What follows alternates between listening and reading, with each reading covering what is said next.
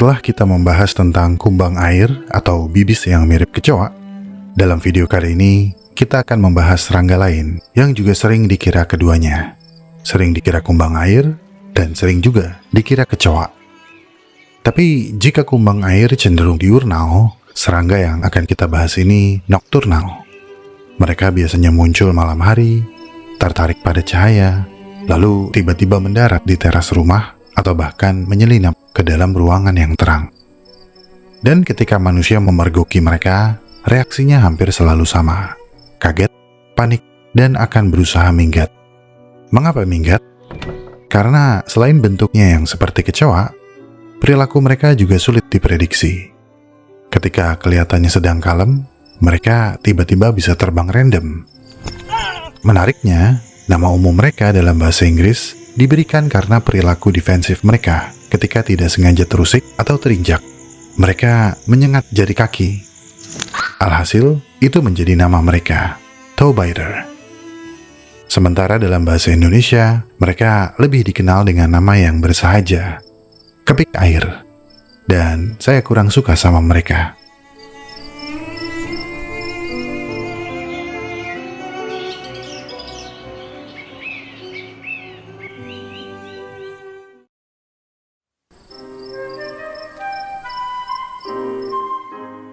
Karena bentuk tubuhnya yang mirip kecoa, banyak orang menyebut serangga ini kecoa air. Tapi banyak juga yang mengira serangga ini adalah belalang raksasa yang kecemplung di air. Padahal ia bukan keduanya. Secara umum, nama mereka adalah waterbug atau serangga air. Tapi dalam bahasa Indonesia, ini adalah kepik air. Anggota dari famili Belostomatidae dalam ordo Hemiptera. Uniknya, ia dikenal dengan julukan yang cukup dramatis, toe biter, karena ada urban legend yang menyebutkan kalau serangga ini mengincar jari kaki manusia. Julukan tersebut terdengar seperti ancaman dan membuat reputasinya menjadi seram. Apalagi rupa mereka juga tidak begitu estetik di mata manusia. Makin lengkap aja deh. Tapi sesungguhnya, kepik air adalah contoh dari adaptasi evolusioner yang sangat efisien. Untuk memahami mereka, kita perlu mulai dari klasifikasi atau taksonominya. Belostomatidae termasuk dalam ordo Hemiptera. Ini adalah kelompok serangga yang dicirikan dengan alat mulut penusuk dan penghisap yang disebut rostrum.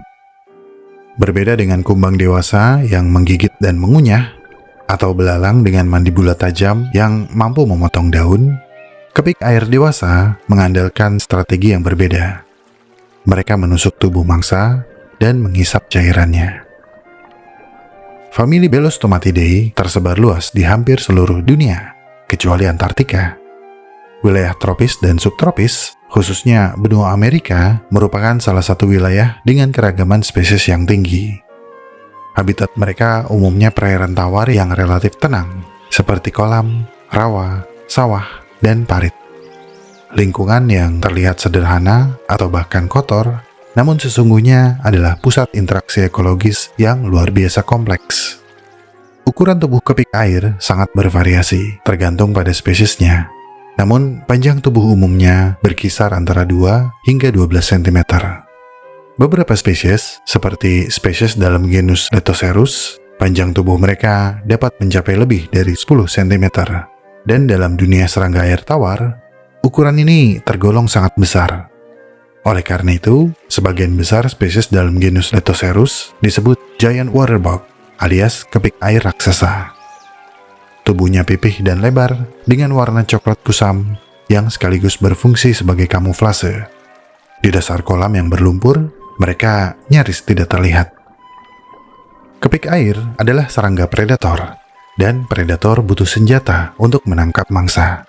Dan atas kebutuhan tersebut, kaki depan kepik air telah termodifikasi menjadi struktur raptorial. Mirip dengan kaki mantis atau belalang sembah. Fungsi kaki raptorial ini sangatlah spesifik, yaitu untuk mencengkram. Ketika mangsa lewat dalam jarak yang cukup dekat, kaki ini bergerak cepat, menjepit, dan menahan tubuh mangsa dengan kuat. Setelah itu, rostrum berperan.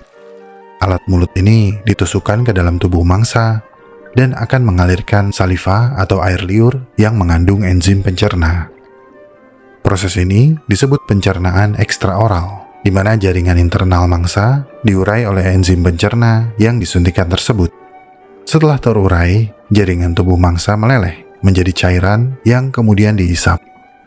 Strategi ini memungkinkan kepik air mengonsumsi organisme yang ukurannya setara, bahkan lebih besar dari tubuhnya sendiri, seperti ikan kecil, katak, hingga ular.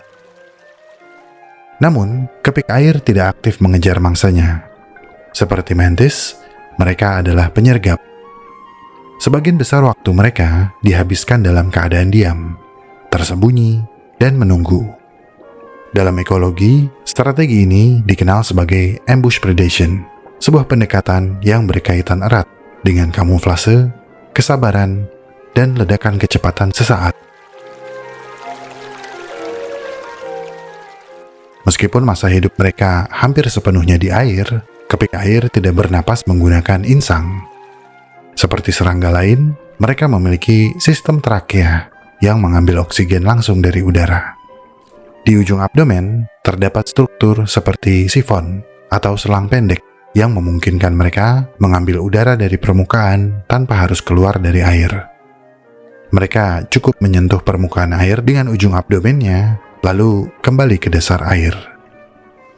Kemudian, mengenai kemampuan terbangnya, kepik air dewasa memiliki sayap yang telah berkembang sempurna dan dapat dikepakkan untuk mengudara. Penerbangan ini umumnya terjadi pada malam hari, terutama setelah hujan atau ketika kondisi habitat berubah, atau ketika lampu manusia membingungkan sistem orientasi mereka. Alih-alih menemukan kolam baru, mereka justru mendarat di halaman rumah, bahkan masuk ke dalam rumah kamu. Kemunculan inilah yang membentuk reputasi mereka sebagai serangga yang menyerang manusia. Padahal sebenarnya mereka hanya salah navigasi aja. Mungkin dari sudut pandang mereka, rumah kamu seharusnya tidak ada di sana.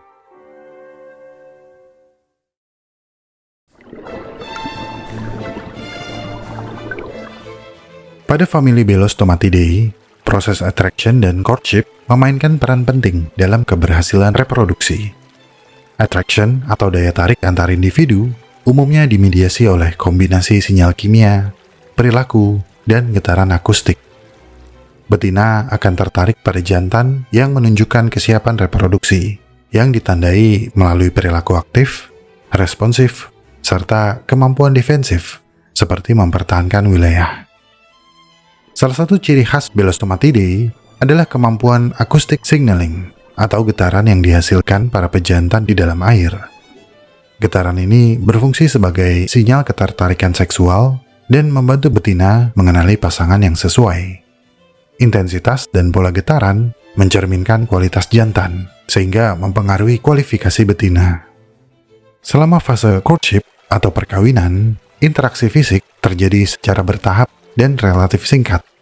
Ini bertujuan untuk mengurangi agresi dan meningkatkan penerimaan betina. Setelah terjadi kopulasi, pada banyak spesies Belostomatidae, betina akan meletakkan telur di punggung jantan. Fenomena male parental care atau perawatan yang dilakukan pejantan ini juga menjadi faktor seleksi penting, karena betina cenderung memilih pejantan yang mampu merawat telur mereka hingga menetas. Telur-telur ini bisa berjumlah puluhan dan menempel rapat. Selama periode tersebut, pejantan bertanggung jawab penuh untuk menjaga dan memastikan telur mendapat suplai oksigen yang cukup. Pejantan akan naik ke permukaan secara berkala dan menyesuaikan posisi tubuh untuk membantu aerasi. Perilaku pengasuhan paternal seperti ini relatif jarang di dunia serangga. Dalam kajian evolusi, strategi ini dipandang sebagai bentuk investasi reproduksi yang meningkatkan peluang kelangsungan hidup keturunannya. Selama penjagaan telur, pejantan menjadi lebih lambat dan lebih rentan terhadap predator. Tapi nggak apa-apa, ini adalah pengorbanan. Asalkan potensi keberhasilan telur menetas meningkat secara signifikan. Dengan demikian, courtship dan attraction pada Belostomatidae tidak hanya berfungsi untuk memastikan terjadinya pembuahan, tapi juga berkaitan erat dengan strategi reproduksi dan keberhasilan perkembangan keturunan. Nah, jika dalam pembahasan kumbang bibis, peran biologis selalu mengikuti asumsi umum, di mana harga reproduksi ditanggung sepenuhnya oleh betina, dalam kasus kepik air adalah sebaliknya. Pejantanlah yang justru memikul beban terbesar setelah pembuahan terjadi. Alam ternyata cukup adil, bukan? Bukan.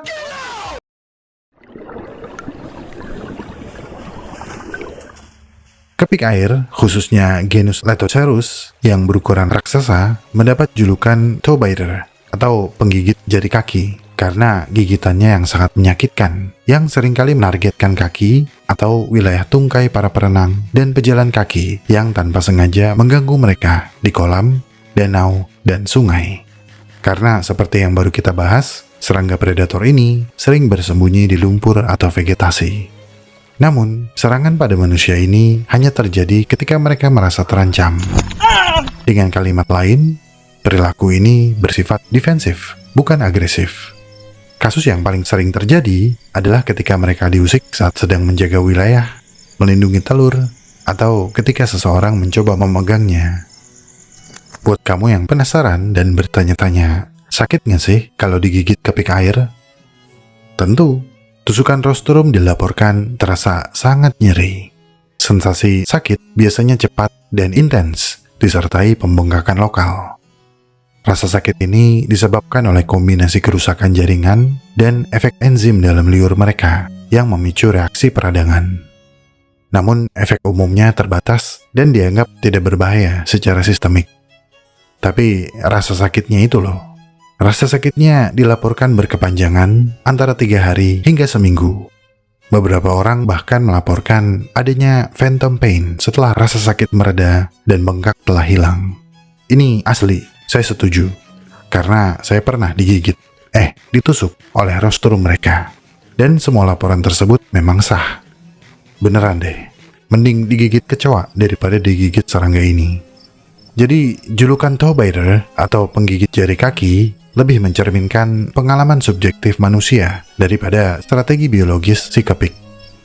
Selain ukurannya yang besar dan gigitannya yang menyakitkan, ada aspek lain dari pertahanan kepik air yang sering luput dari perhatian, yakni kemampuan mereka untuk menghasilkan aroma yang tidak sedap. Meskipun tidak seikonik kepik busuk yang ini, Belostomatidae tetap memiliki mekanisme kimiawi yang berperan sebagai lapisan pertahanan tambahan. Pada tubuh Belostomatidae terdapat kelenjar bau yang mampu menghasilkan senyawa kimia beraroma tengik dan pahit. Kelenjar ini umumnya aktif ketika serangga berada dalam kondisi tertekan, misalnya saat ditangkap, dipegang, atau diserang predator. Banyak orang yang melaporkan kalau aroma yang dilepaskan kepik air sering digambarkan menyerupai bau lumpur kolam, serangga air mati, atau ikan busuk. Bau tersebut memang tidak selalu kuat atau bertahan lama, tapi cukup mengganggu dan mengejutkan sehingga membuat predator ragu untuk melanjutkan serangan. Dalam struktur ekosistem perairan tawar, kepik air menempati posisi sebagai predator tingkat menengah. Mereka membantu mengontrol populasi serangga air lain, amfibi, dan ikan kecil. Namun, mereka juga menjadi mangsa bagi ikan besar, burung air, dan reptil, serta manusia. Karena apa sih yang gak kita makan? Di beberapa negara Asia seperti Thailand dan Vietnam, spesies tertentu dimanfaatkan sebagai bahan pangan. Biasanya digoreng garing dengan bumbu ringan. Tapi selain digoreng, aroma busuk dari kelenjar toraksnya juga digunakan sebagai penyedap dalam masakan tradisional. Bagi kita yang belum terbiasa, memang kelihatannya menjijikan. Tapi bagi masyarakat setempat, kepik air bukan sekadar sumber protein, tapi juga bagian dari budaya kuliner. Semua ini mengingatkan kita bahwa persepsi terhadap suatu organisme sangat bergantung pada konteks sosial dan pengalaman. Jadi, hubungan manusia dengan kepik air ini tidak selalu dalam bentuk ketakutan.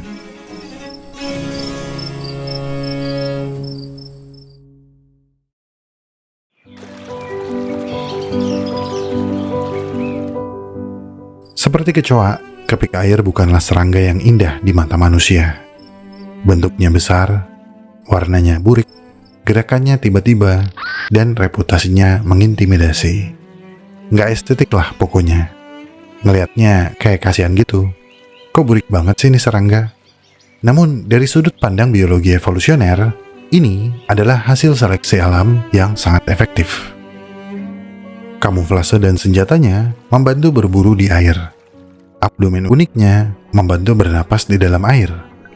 Dan sayapnya membantu berpindah tempat melalui udara. Mereka mempertahankan diri dengan alat yang sama yang digunakan untuk berburu, sembari menerapkan strategi reproduksi khusus yang meningkatkan peluang bagi generasi berikutnya. Mereka tidak membutuhkan simpati kita untuk bertahan. Mungkin kepik air lah yang malah kasihan melihat kita, manusia. Karena kita hidup di dunia yang menilai segala sesuatu sebelum memahami. Rupa menjadi gerbang penilaian. Reputasi dibentuk dari cerita yang beredar. Dan sesuatu yang terlihat tidak biasa langsung dihindari. Kita lebih sibuk mengatur bagaimana kita terlihat untuk menghindari asumsi. Kalau dipikir-pikir, capek juga ya jadi manusia. Mungkin jadi kepik air tidak begitu buruk. Jangan deh. Nanti malah jadi lauk. At least nggak pusing mikirin baju, Bang. At least nggak mati digoreng. At least bukan WNI, Bang.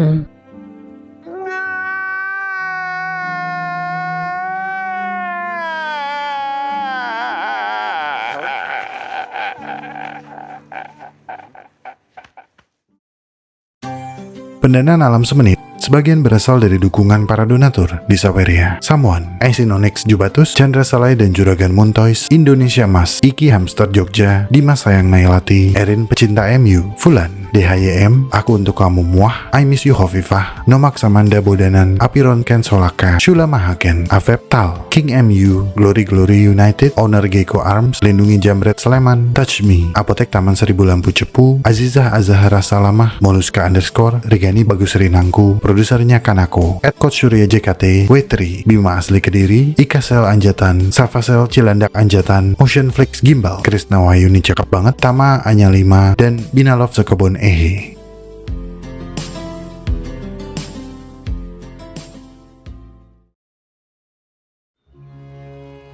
Terima kasih telah menonton sampai menit ini. Saya sangat-sangat menghargai segala dukungan yang teman-teman berikan kepada Alam Semenit. Jika ingin tahu lebih banyak tentang subjek pembahasan dalam video ini, cek deskripsi video. Di sana teman-teman bisa menemukan segala jurnal, literatur, dan referensi saya dalam menyusun naskah. Jika suka dengan pembahasan dari Alam Semenit, like video ini dan share. Karena like dan share dari kamu akan membantu perkembangan channel ini. Ikuti perkembangan semua hal yang aneh, menjijikan, dan indah yang mengundang rasa ingin tahu kita semua. Sampai jumpa di video selanjutnya.